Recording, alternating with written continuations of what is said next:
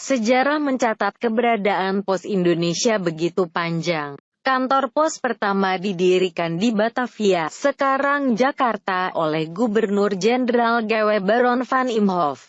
Pada tanggal 26 Agustus 1746 dengan tujuan untuk lebih menjamin keamanan surat-surat penduduk, terutama bagi mereka yang berdagang dari kantor-kantor di luar Jawa dan bagi mereka yang datang dari dan pergi ke negeri Belanda. Sejak itulah pelayanan pos telah lahir mengemban peran dan fungsi pelayanan kepada publik.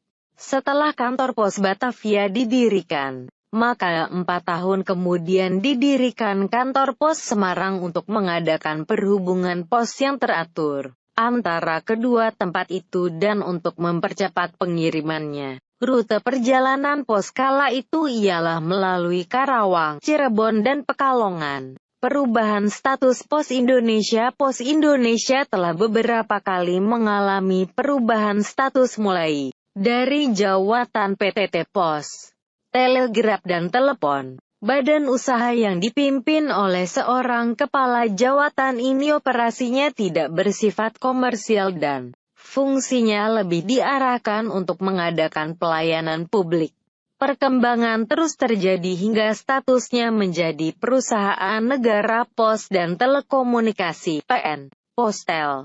Mengamati perkembangan zaman di mana sektor pos dan telekomunikasi berkembang sangat pesat, maka pada tahun 1965 berganti menjadi perusahaan negara pos dan giro (PN Pos dan Giro), dan pada tahun 1978 berubah menjadi Perum Pos dan Giro yang sejakan ini ditegaskan sebagai badan usaha tunggal dalam menyelenggarakan dinas pos dan giro pos baik untuk hubungan dalam maupun luar negeri. Selama 17 tahun berstatus Perum, maka pada Juni 1995 berubah menjadi perseroan terbatas dengan nama PT Pos Indonesia Persero. Dengan berjalannya waktu, Pos Indonesia kini telah mampu menunjukkan kreativitasnya dalam pengembangan bidang perposan Indonesia dengan memanfaatkan infrastruktur jejaring yang dimilikinya yang mencapai sekitar 24.000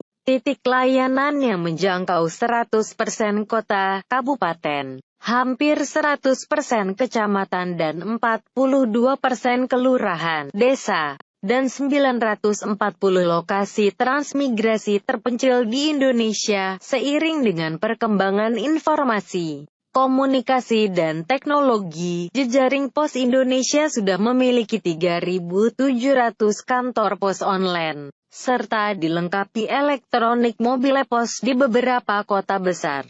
Semua titik merupakan rantai yang terhubung satu sama lain secara solid dan terintegrasi. Sistem kode pos diciptakan untuk mempermudah prosesing kiriman pos di mana tiap jengkal daerah di Indonesia mampu diidentifikasi dengan akurat.